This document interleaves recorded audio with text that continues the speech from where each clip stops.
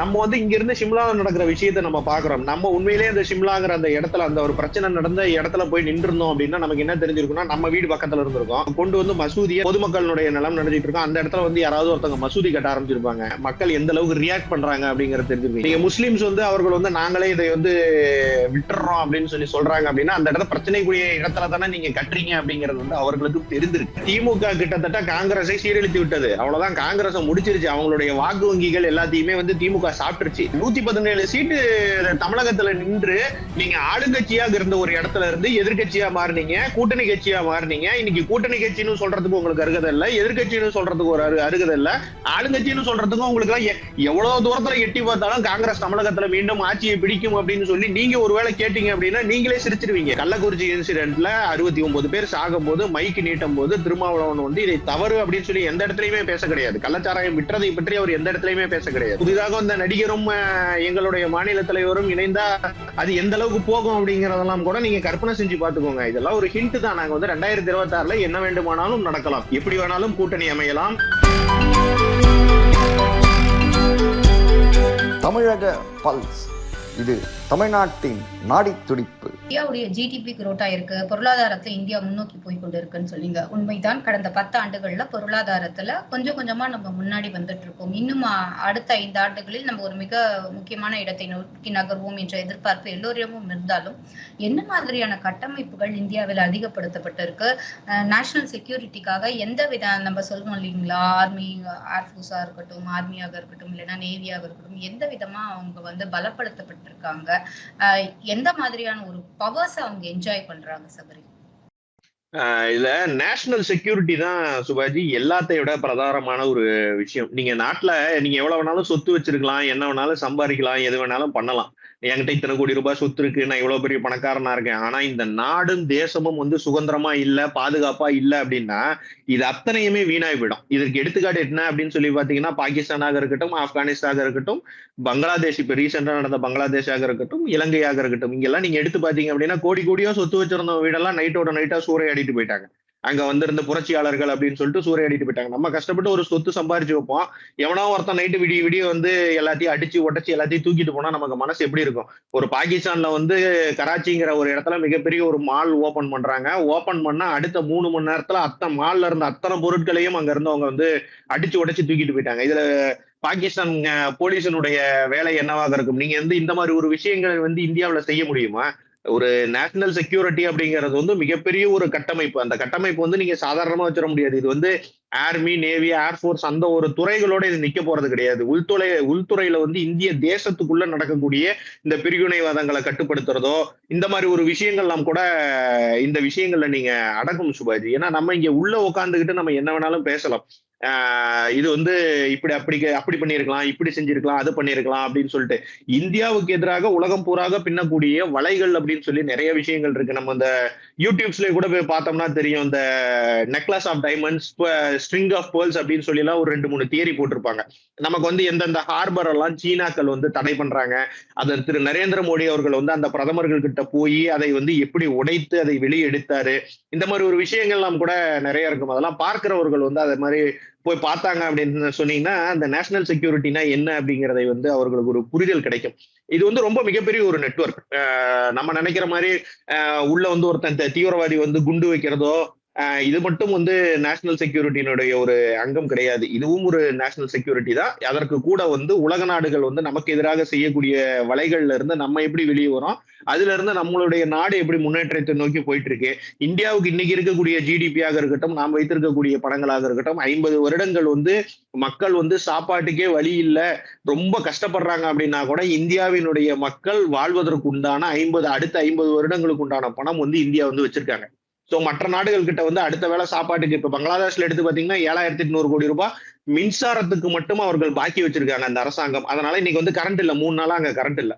So இந்த மாதிரி ஒரு விஷயங்கள்லாம் இந்தியாவுல நடக்குமா அப்படின்னா நடக்கும். எப்ப நடக்கும்? 50 வருஷம் வந்து பாஜக நாங்க ஆட்சியில இல்லைன்னா அது நடப்பதற்கு உண்டான வாய்ப்புகள் வந்து கண்டிப்பா இருக்கு. நாங்க இருக்கிற வரைக்கும் அந்த ஒரு விஷயமும் விட்டுற மாட்டோம். நீங்க இந்த இன்ஃப்ராஸ்ட்ரக்சர் அதே மாதிரி கேட்டீங்க, இந்தியாவுக்குள்ள இருக்கக்கூடிய இன்ஃப்ராஸ்ட்ரக்சர், இந்த ரயில்வேஸ்ல கொண்டு வந்திருக்கக்கூடிய இன்ஃப்ராஸ்ட்ரக்சர் பாருங்க.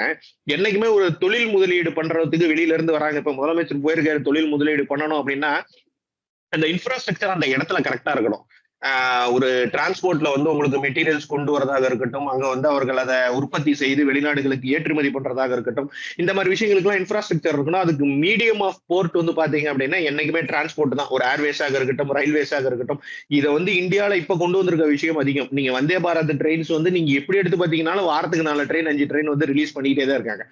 ஒரு போன வாரம் கூட தமிழகத்துக்கு ஒரு 5 ட்ரெயின் ரிலீஸ் பண்ணாங்க. ஸோ இது இது கண்டினியூஸா நடந்துகிட்டே தான் இருக்கு. ஸோ இந்தியாவினுடைய இன்ஃப்ராஸ்ட்ரக்சர் அதனுடைய கட்டமைப்பு வந்து வளர்ந்துகிட்டே தான் இருக்கு சுபாஜி. யாருமே சொல்ற மாதிரி வந்து நாங்க வந்து ஒரு இடத்துல ஸ்டாப் பண்ணிருக்கோம், நிக்கிறோம் அப்படிங்கிற பேச்சுக்கெல்லாம் வந்து பாரத தேசத்துல இடம் கிடையாது. முக்கியமாக நரேந்திர மோடி அவர்களுடைய ஆட்சி காலத்துல அதுக்கு இடமே கிடையாது. ஸோ இன்ஃப்ராஸ்ட்ரக்சர்ஸ் டெவலப் ஆயிட்டு தான் இருக்கு. National security is on good condition. இப்ப கரெக்டான ஒரு கண்டிஷன்ல இருக்கு. சுற்றி இருக்கக்கூடிய நாடுகளுக்கு பிரச்சனை இருந்தா கூட பாரத தேசம் வந்து எந்த ஒரு பிரச்சனையும் இல்லாமல் அமைதியாக சென்று கொண்டுதான் இருக்கிறது சுபாஜி. ஷிம்லால மிகப்பெரிய ஒரு ப்ரொட்டஸ்ட், அதுவும் சொல்ல போனா இந்துக்களின் மிகப்பெரிய எழுச்சியை பார்க்க முடிந்தது. இதை அடுத்து அங்க இருக்கிற அந்த மஸ்ஜித்தை கட்டினவங்களே எங்களுடையதை நீங்க கோர்ட் ஆர்டர் படி இடிச்சுக்கலாம் அப்படிங்கிற ஒரு மனுவை வந்து அந்த மாவட்ட ஆட்சியரிடம் கொடுத்திருக்காங்க. இதை எப்படி பாக்குறீங்க? இந்த மாதிரியான எழுச்சி இந்தியா முழுவதும் அவசியமாக்கப்படுகிறதா? இது வந்து ஒரு எழுச்சி அப்படிங்கறத தாண்டி சுபாஜி, நிறைய இடங்கள்ல வந்து இந்த வக்ஃபு போர்டாக இருக்கட்டும், அந்த முஸ்லிம்ஸாக இருக்கட்டும், இவர்கள் செய்யக்கூடிய அந்த ஒரு சின்ன விஷயங்களை எல்லாம் பற்றி கூட நம்ம வந்து ஒரு ஒரு சில கருத்துக்களை சொல்லித்தான் ஆக வேண்டும். ஒரு நிலம் ஒண்ணு இருக்கு, அது வந்து அந்த நிலம் வந்து யாருக்குமே சொந்தம் கிடையாது அப்படின்னா, ஒரு 10 வருஷம் கழிச்சு எடுத்து பாத்தீங்கன்னா அந்த நிலத்தினுடைய பட்டால வந்து வக்ஃபு போர்டு இந்த நிலம் வந்து வகுப்பு வாரியத்துக்கு சொந்தமான நிலம் அப்படின்னு சொல்லி எல்லாம் போட்டு வந்திருக்கக்கூடிய ரெக்கார்ட்ஸ் எல்லாம் கூட நம்மளால பார்க்க முடியுது. நானே விசிபிளா ஒரு 2 ரெக்கார்ட் பார்த்தேன். இது வந்து வக்ஃபு போர்டுக்கு நானும் கூட பர்சனலா அந்த ஒரு லெட்டர்ஸ் வந்து டைப் பண்ணி கூட அனுப்பியிருந்தோம். அந்த கவுன்சில் ஆஃப் மெம்பர்ஸுக்கு அனுப்பியிருந்தோம். இதுல விஷயம் என்ன அப்படின்னா, இந்த வக்ஃபு போர்டுக்கு வந்து கொடுத்திருந்தக்கூடிய ஒரு பவர்ஸ் எம்பவர்மெண்ட் அப்படின்னு சொல்லி கூட 2013 வந்து மிகப்பெரிய ஒரு பவர் கொடுத்திருந்தாங்க. எந்தெந்த நிலமெல்லாம் வகுப்பு வாரியத்துக்கு சொந்தம்னு அவர்கள் நினைக்கிறார்களோ அந்த நிலத்தை வந்து வகுப்பு வாரியம் அவர்கள் பேரில் வைத்துக் கொள்ளலாம் அப்படிங்கிற மாதிரி ஒரு விஷயம் கொண்டு வந்திருந்தாங்க. இப்ப அதை தான் வகுப்பு வாரிய திருத்த சட்டத்துல வந்து அதை மாற்றி அமைக்கணும் அப்படின்னு சொல்லியிருந்தாங்க. இது வந்து மக்கள் எப்படி ஏத்துப்பாங்க அப்படின்னா, நம்ம வந்து இங்க இருந்து சிம்லாவில் நடக்கிற விஷயத்த நம்ம பாக்குறோம். நம்ம உண்மையிலேயே அந்த சிம்லாங்கிற அந்த இடத்துல அந்த ஒரு பிரச்சனை நடந்த இடத்துல போய் நின்றுருந்தோம் அப்படின்னா நமக்கு என்ன தெரிஞ்சிருக்கும்னா, நம்ம வீடு பக்கத்துல இருந்திருக்கோம், நம்ம சொந்தக்காரங்க வீடு பக்கத்துல இருந்திருக்கோம், கொண்டு வந்து மசூதியை நம்மளுடைய நிலம்னு நினைச்சிட்டு இருந்திருப்போம். இத்தனை வருஷமா இந்த பொதுமக்களுடைய நிலம் நினைச்சிட்டு இருக்கோம். அந்த இடத்துல வந்து யாராவது ஒருத்தவங்க மசூதி கட்ட ஆரம்பிச்சிருப்பாங்க. நம்ம தமிழர்கள் வந்து உண்மையிலேயே பொறுமையான ஆட்கள் அப்படின்னு நினைக்கிறோம். உண்மையிலேயே கொண்டு வந்து இங்க கட்டி பாருங்க, அவங்களுடைய சொந்த இடத்துல கட்டி பாருங்க, மக்கள் எந்த அளவுக்கு ரியாக்ட் பண்றாங்க அப்படிங்கறது தெரிஞ்சிருக்கும். இங்க இருக்கக்கூடிய ஆட்சியாளர்கள் விட்டுருக்க மாட்டாங்க. ஏன்னா சிறுபான்மையினருக்கு சப்போர்ட் பண்றாங்கிற பேர்ல அவர்களுக்கு வந்து ஜால்ரா அடிக்கிறோம், சொம்பு தூக்குறோம் அப்படிங்கிற ஒரு பேர்ல வந்து அவர்கள் கண்டிப்பாக வந்து நின்றுப்பார்கள். சிம்லால வந்து அதுக்கு உண்டான சூழ்நிலை வந்து உண்மையிலே அதிகம். நீங்க முஸ்லிம்ஸ் வந்து அவர்கள் வந்து நாங்களே இதை வந்து விட்டுறோம் அப்படின்னு சொல்றாங்க அப்படின்னா, அந்த இடத்துல பிரச்சனைக்குரிய இடத்துல தானே நீங்க கட்டுறீங்க அப்படிங்கிறது வந்து அவர்களுக்கு தெரிந்திருக்கு. மக்களுடைய புரட்சி அதிகமாச்சு அப்படின்னா அதை வந்து விட்டுருவாங்க. இந்த வடிவேலு ஒரு படத்துல சொல்ற மாதிரி, நம்ம ஃபர்ஸ்ட் போய் அவன் அடிப்போம், அடிச்சுட்டு ஓடி வந்துருவான். திருப்பி அவன் வந்து நம்மளை அடிச்சானா அவன் நமக்கு அடிமை, இல்ல நமக்கு வந்து அடிக்கல அப்படின்னா நம்ம அவனுக்கு அடிமைங்கிற மாதிரி இந்த மாதிரி ஒரு விஷயங்களை வந்து தொடர்ச்சியாக வக்ஃபு போர்டு வந்து நடத்திட்டு தான் இருக்கு. இது வந்து வக்ஃபு போர்டு திருத்த சட்டம்ங்கிறது வந்து காலத்தினுடைய கட்டாயம் மட்டும் கிடையாது. இந்தியாவிலுடைய பெரும்பான்மையான இந்துக்களுக்கு வந்து இது உண்மையிலே தேவைப்படக்கூடிய ஒரு சட்டம் சுபாஜி. சோ இந்த ஒரு விஷயங்களை வந்து நாங்க ஒரு புரட்சியா பாக்குறதோட வன்முறை யார் கையாண்டாலும் தவறான ஒரு விஷயம் தான். ஆனா அதற்கு வந்து சட்ட ரீதியான நடவடிக்கை அப்படின்னா அதுக்கு வந்து வக்ஃபு போர்டு திருத்த சட்டம் மட்டும்தான் ஒரே வழி அப்படிங்கிறது மட்டும் எங்களுக்கு இதுல நல்லா புரியுது சுபாஜி. இதுல சபரி, பேக் டு பெவிலியன் அதே கொஸ்டினுக்கு வரேன். அதாவது அன்னபூர்ணா இதை வந்து செல்வ பெருந்தகை, அதாவது தமிழக காங்கிரசின் தலைவர் செல்வ பெருந்தகை என்ன சொல்லியிருக்காரு, இவர் மன்னிப்பு கேட்டது தொடர்பாக வீடியோ வெளியிட்டது, அந்த இஷ்யூஸ்க்காக நாங்க வந்து மிகப்பெரிய போராட்டத்தை முன்னெடுக்க போறோம் அப்படிங்கிற ஒரு வார்த்தையை சொல்லியிருக்காரு.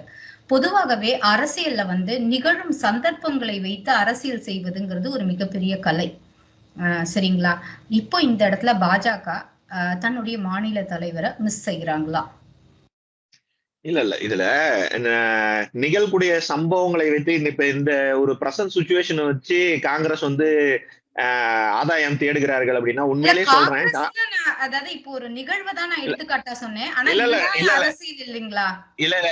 இல்ல சுபாஜி, நான் இதுல சொல்றது என்னன்னா, காங்கிரஸ்க்கு அந்த கலை தெரியாது. இதுதான் நான் சொல்ல வரேன். காங்கிரஸுக்கு அந்த கலை சுத்தமா தெரியாது.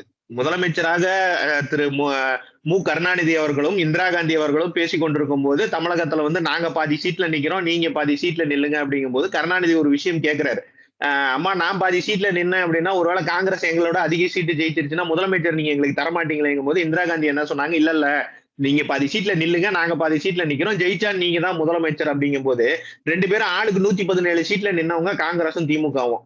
இன்னைக்கு காங்கிரசினுடைய நிலைமையை எடுத்து பாருங்க. தமிழகத்துல 20 சீட்டு கொடுக்குறாங்க, 30 சீட்டு கொடுக்குறாங்க, 40 சீட்டு கொடுக்குறாங்க. இதே நிலைமை போயிட்டே இருந்தது அப்படின்னா அடுத்த எலெக்ஷன்ல 5 சீட்டு தருவாங்க. அதுக்கப்புறம் இதயத்துல மட்டும்தான் திராவிட முன்னேற்ற கழக அரசு வந்து காங்கிரஸுக்கு வந்து இடம் தருவார்களே ஒழிய தமிழகத்துல நிக்கிறதுக்கு எல்லாம் இடம் தர மாட்டாங்க. சோ இவர்களுடைய அந்த சந்தர்ப்பத்தை பயன்படுத்தக்கூடிய திறமை வந்து எந்த அளவுக்கு இருக்கு அப்படிங்கிறனா இவ்வளவுதான் திறமை. கூட்டணி வந்து காங்கிரசினுடைய கூட்டணி திமுக பக்கம் தான் ஸ்ட்ராங்கா இருக்குங்கிறீங்க, அதிமுக பக்கம் போகாதுங்கிறீங்க. அது ஸ்ட்ராங் எல்லாம் இல்லைங்க. திமுக கிட்டத்தட்ட காங்கிரஸை சீரழித்து விட்டது. அவ்வளவுதான், காங்கிரஸ் முடிச்சிருச்சு. அவங்களுடைய வாக்கு வங்கிகள் எல்லாத்தையுமே வந்து திமுக சாப்பிட்டுருச்சு. இந்த ஒரு விஷயம் கூட தெரியாம காங்கிரஸ் இத்தனை வருஷமா இன்னும் கூடத்தான் இருக்கான். நீங்க இதுல என்ன விஷயம் அப்படின்னு சொல்லி பாத்தீங்கன்னா, இன்னும் ஒரு 5 வருஷம் எடுத்து பாத்தீங்க அப்படின்னா அந்த மாநில நிர்வாகிகள்னு சொல்றோம்ல, இந்த செல்வ பெருந்தகை, தங்கபாலு, ஈவி கேசனம், இந்த மாதிரி ஒரு 5 பேர் மட்டும்தான் அங்க ஆபீஸ்ல இருப்பாங்க. எனக்கு தெரிஞ்சு கூட்டுறதுக்கு பெருக்கிறதுக்கு கூட வேலைக்கு ஆட்கள் எடுத்தாங்கன்னா இவங்களுடைய கைப்பணம் தான் கொடுக்க வேண்டிய சூழ்நிலை வரும். ஏன்னா 5 பேர் தான் கட்சியிலே இருப்பாங்க இன்னும் கொஞ்ச நாள் கழிச்சு போனீங்கன்னா. ஏன்னா பூரா திமுக நிர்வாகியா மாறிடுவாங்க.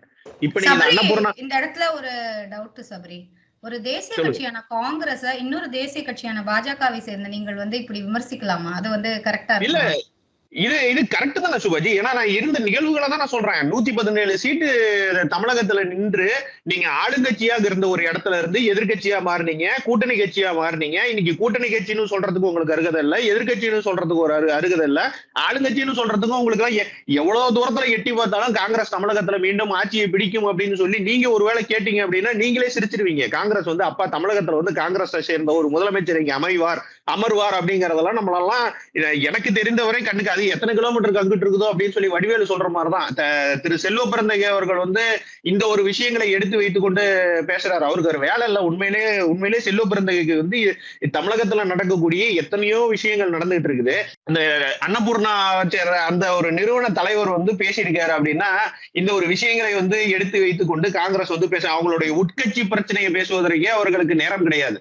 நீங்க போய் பாருங்க இன்னைக்கு என்னென்ன பிரச்சனை நடந்துகிட்டு இருக்கு அப்படின்னு சொல்லிட்டு. தமிழகத்தினுடைய பாஜக தலைவர் வந்து இதுக்கு பதில் அளித்திருக்க வேண்டிய சூழ்நிலை தான். எங்களுக்கே வருத்தமான ஒரு விஷயம் தான். ஏன்னா தலைவர் வந்து 3 மாதம் காலம் படிக்கிறதுக்கு போயிருக்காரு. அவர் வெளியில இருந்தாரு அப்படின்னா நாங்க உண்மையிலேயே பேசுறதுக்கு எங்களுக்கு வாய்ப்பே இருந்திருக்காது. ஏன்னா தலைவர் வந்து அதை ஃபர்ஸ்ட் பாயிண்ட்லேயே கட் பண்ணிட்டு போயிருப்பாரு. அப்ப அவரு குண்டாஸ் கேஸ்ல இருக்கவருக்கெல்லாம் நான் பதில் சொல்ல முடியாது போப்பா அப்படின்ட்டு போயிட்டே இருந்திருப்பாரு. எங்களுடைய மிகப்பெரிய ஒரு பிரச்சனையும் வந்து எங்களுடைய மாநில தலைவர் அட் பிரசன்ட்ல அங்க இல்ல. ஆனா அதனுடைய காலத்தினுடைய சூழ்நிலை தான். எங்களுக்கு இதனால இந்த தொய்வு எல்லாம் கிடையாது. இந்த பாஜக வந்து தொய்வா போயிட்டு இருக்கோ, அண்ணாமலை அவர்கள் இல்லாம தொய்வா மிஸ் பண்றீங்களா தலைவரை? அப்ப மத்தவங்க அந்த இடத்த பொசிஷனை கேப்சர் பண்ணி வர்க் பண்ணலையான்னு கேக்குறேன். இல்ல இது என்ன இருந்தாலும் அண்ணாமலை அவர்கள் அந்த ஷூல வந்து நிக்கிறது ரொம்ப கஷ்டம். அந்த ஷூல வந்து யாரா இருந்தாலும் சரி அந்த ஒரு ஷூல அவர் அண்ணாமலை அவர்கள் நின்று அந்த ஷூல நிக்கிறது வந்து ரொம்ப கஷ்டம். இன்னைக்கு தமிழக பாஜகவை பொறுத்தவரை என்னன்னா அமைப்பு ரீதியான வேலைகள் நடந்துட்டு இருக்கு. அதனால எங்களுக்கே வந்து தொய்வாதான் தெரியும். பாக்குறதுக்கு வந்து நிர்வாகிகளுக்கு ரொம்ப தொய்வா தான் தெரியும். ஒரு போராட்டம் நடத்தும் போதோ ஒரு ஆர்ப்பாட்டம் நடத்தும் போதோ வந்து வேகமாக போயிட்டு இருந்த கட்சி வந்து உண்மையிலேயே அமைப்பு வேலைகள் செய்யும் போது வந்து ரொம்ப கஷ்டமா தான் தெரியும். ஏன்னா நிர்வாகிகள் வீட்டுக்கு போய் சந்திக்கணும், அவர்களை உறுப்பினரா மாத்தணும், 6 வருஷத்துக்கு ஒரு தடவை நடக்கக்கூடிய ஒரு விஷயத்தை வந்து திருப்பி மீண்டும் எடுத்து வச்சு நாங்க செஞ்சுட்டு இருக்கோம். ஸோ அண்ணாமலை நான் வர வரைக்குமே இந்த வேலை எங்களுக்கு சரியா போயிடும். இந்த அமைப்பு ரீதியான ஒர்க் எடுத்துட்டு வரதுக்கு எங்களுக்கு டைம் சரியா போயிடும். இது வந்து 45 நாளுக்கான ஒர்க். அவர் அக்டோபர்ல வந்துருவாரு. அவர் அங்கிருந்தும் கூட ஒரு மாண்பாக வந்து இந்த ஒரு விஷயங்களை வந்து பேச மாட்டேங்கிறாரு. ஏன்னா அதுக்கு காரணம் என்னன்னா டெல்லி தலைமை வந்து 5 பேர் கொண்ட குழுவை வந்து தமிழகத்துல போட்டிருக்காங்க, மேற்பார்வையாளராக போட்டிருக்காங்க. சோ அவர்களுக்கு மரியாதை கொடுக்கணும் அப்படிங்கறதுனால அண்ணாமலையன் இந்த ஒரு விஷயங்களை வந்து மற்ற விஷயங்களை வந்து பேசாம இருக்காரு. ஒருவேளை அவர் அங்கிருந்து 2 பேட்டி கொடுத்தாருன்னா கூட இந்த விஷயங்கள் எல்லாம் தானா அடிபட்டுரும். செல்வ பெருந்தகை அவர்கள்லாம் பேசுறதெல்லாம் இப்ப தானா அடிபட்டுரும். காங்கிரஸ் வந்து போராட்டம் நடத்துறாங்க இந்த அன்னபூர்ணா விஷயத்துக்கு அப்படின்னா இவர்கள் செய்த ரயில் மறியலோட வல்லல தான் நம்ம பார்த்தோமே. வேற 5 பேர் போய் முன்னாடி ரயிலுக்கு முன்னாடி நின்று போராட்டம் நடத்திட்டு இருந்தாங்க பார்த்தோமே. அங்க இருந்த போலீஸ்காரர்கள் மட்டும்தான் 50 பேரை ஒழிய காங்கிரஸ் கட்சிக்காரன் 5 பேர் போய் மட்டும்தான் போராட்டம் நடத்துவாங்க. அதை பத்தி எல்லாம் பயப்படுறதுக்கு தமிழக திமுகவே தயாராக இல்லாத போது பாஜக நாங்க எதுக்கு பயப்படணும் சுபாஜி? சபரி, இறுதியாக ஒரே ஒரு கேள்வி. தனக்கு பிளாஸ்டிக் சேர் ஒதுக்கப்பட்ட போது பொங்கி எழாத திருமா, இங்க வேங்கவயல் சம்பவம் நடந்த போது தோழமை சுட்டு செய்யாத திருமா, நாங்க என்ன தாழ்த்தப்பட்டவர்களா அப்படின்னு மத்திய அமைச்சர் தயாநிதி மாறன் அவர்கள் கேட்ட போது பதில் சொல்லாத திருமா, இன்று மது ஒழிப்புக்காக சென்ற முறை மரக்காணத்தில் நடந்த போது கூட அதை பற்றி வாய் திறக்காதவர், இன்று கள்ளக்குறிச்சியில் நடந்த உங்க ஊர்ல, அதனால நான் அதை கேட்கிறேன், கள்ளக்குறிச்சியில் நடந்த அந்த சம்பவத்துக்காக மது ஒழிப்பு போராட்டத்தை நடத்துகிறாரு. அதுக்காக அதாவது அதிமுக கூட இதுல ஜாயின் பண்ணிக்கலாம், இது தேர்தல் கணக்கு கிடையாது, இது என்னன்னா மது ஒழிப்புக்கு எதிரான யார் வேணா வரலாம் அப்படிங்கிற மாதிரி ஒரு ஓப்பன் ஹேண்ட்ஸை கொடுத்திருக்காரு. இது தேர்தல் அதாவது 2026 அந்த தேர்தல் வியூகத்துக்கான புதிய கூட்டணிக்கான அச்சாரமா, இல்லைன்னா இருக்கிற வெற்றி கூட்டணியிலேயே தொடர்றதுக்கு இன்னும் எக்ஸ்ட்ரா 2 தொகுதி இது கிடைக்கும் அப்படிங்கிறதுக்காக ஒரு ஏற்பாடு செய்யப்பட்ட நிகழ்வா, இல்லைன்னா தாழ்த்தப்பட்டவர்கள் ஒதுக்கப்பட்டவர்களுக்காக இவர்கள் தான் சொல்லிக் கொள்வதற்கான உண்மையான சமூக நீதியா இது? திருமாவளவன் எத்தனை வாட்டி போய் திமுக ஆபீஸ்ல கேட்டாலும் 1000, 2000, 3000னா கடைசியா திமுக பிம்பிளிக்காம் பிள்ளை 2 சீட்டு மட்டும் தான் தரப்போறாங்க. அதை தாண்டி ஒண்ணும் தரப்போறது கிடையாது. இதுல அவர் இந்த கள்ளக்குறிச்சியில போராட்டம் நடத்துவதற்கு காரணம் அப்படின்னு சொல்லி நீங்க பாக்குனீங்கன்னா அப்படின்னா, முதலமைச்சர் வெளிநாடு போயிருக்காரு. இன்னும் செப்டம்பர் மாசத்தோட பேமெண்ட் வந்திருக்காது. சோ அதனால நான் எதிர்த்து வேலை பார்க்கிறேன் அப்படிங்கிற மாதிரிதான். இது ஒரு விளையாட்டுத்தனமா சொன்னா கூட இது ஒரு அரசியல் வியூகமாக நீங்க எடுத்து பார்க்கலாம். ஏன்னா திருமாவளவனுக்கு ஓட் பேங்க்ஸ் எந்த அளவுக்கு ஒரு ரெடியூஸான ஒரு ஓட் பேங்காக மாறப்போகிறது அப்படிங்கிறது ஏற்கனவே ஒரு இன்டர்னல் ரிப்போர்ட் கண்டிப்பாக திமுக ஆளுங்கட்சிக்கு போயிருக்கும். இதுக்கு புதிதாக வந்திருக்கக்கூடிய ஒரு நடிகர் கட்சி புதுசா ஆரம்பிச்சிருக்காருல, அதனுடைய பெரிய தாக்கம் கண்டிப்பாக 2026 தேர்தலில் இருக்கும். ஏன்னா அவர் மெயினா சாப்பிட போற அந்த ஓட் பேங்கே திருமாவளவனுடைய ஓட் பேங்க்கும் நாம் தமிழனுடைய ஓட் பேங்கையும் தான் அவர் மெயினா சாப்பிட போறாரு. இந்த ஒரு விஷயங்கள் இருக்கும்போது திருமாவளவன் ஆட்டோமேட்டிக்கா அவருடைய ஓட் பேங்க் ரெடியூஸ் ஆச்சு அப்படின்னா அவருக்கு உண்டான வேல்யூவேஷன் உண்மையிலே கம்மியாகும். சோ நாங்க வெளியே போய் திருப்பி நாங்க ஒரு சீரியஸான ஒரு கட்சி மாதிரி நீங்க மக்கள் மத்தியில நின்றாக மட்டும்தான் நிர்வாகிகளும் அந்த அங்க இருக்கக்கூடிய தொண்டர்களும் கொஞ்சம் உற்சாகம் அடைவாங்க. சோ அவர்கள் வெளியே ஆட்டோமேட்டிக்கா இந்த கள்ளக்குறிச்சி விஷயத்துல, ஏன்னா இத்தனை வருஷம் கள்ளக்குறிச்சி இன்சிடென்ட் நடந்து கிட்டத்தட்ட 6 மாசம் அது மக்கள் பாதிக்கப்பட்ட மக்களுக்கு உடனடி தீர்வு வேணும்னு நினைச்சோம்னா உடனடி போராட்டம் தான் நடத்தணுமே ஒழிய, நாங்க அன்னைக்கு உடனடியாக போராட்டம் நடத்தணும், எல்லா இடத்துலயும் நாங்க கைதானோம். அத்தனை மாவட்டங்களையும் கள்ளக்குறிச்சியில நடந்த கள்ளச்சாராய விவகாரத்துக்கு எதிராக பாஜக தொண்டர்கள் எல்லா இடத்துலயுமே எல்லா மாவட்டங்கள்லயுமே கைதானாங்க. சோ அந்த ஒரு விஷயங்கள் முடிஞ்சு எத்தனை நாள் ஆகுது? இப்ப 3 மாசம் 4 மாசம் கழிச்சு நீங்க போராட்டம் நடத்துறீங்க அப்படின்னா யாருக்காக போராட்டம் நடத்துறீங்க? தமிழகத்துல மொத்த தமிழகத்திலயுமே இருந்த மது ஒழிப்புக்கோசரம் நீங்க போராட்டம் நடத்துறீங்க அப்படின்னா அது அக்டோபர் 2 நீங்க சூஸ் பண்ணி காந்தி ஜெயந்தி பிறந்த அன்னைக்கு நாங்க சூஸ் பண்ணி நாங்க நடத்துறோம் அப்படின்னா நீங்க தானே கூட்டணியில இருக்கீங்க. இதே திருமாவளவன் அவர்கள் தான் கூட்டணியில இருக்காங்க. இந்த கள்ளக்குறிச்சி இன்சிடென்ட்ல 69 பேர் சாகும் போது மைக்கு நீட்டும் போது திருமாவளவன் இதை தவறு அப்படின்னு சொல்லி எந்த இடத்துலயுமே பேச கிடையாது. கள்ளச்சாராயம் விற்றதை பற்றி அவர் எந்த இடத்துலயுமே பேச கிடையாது.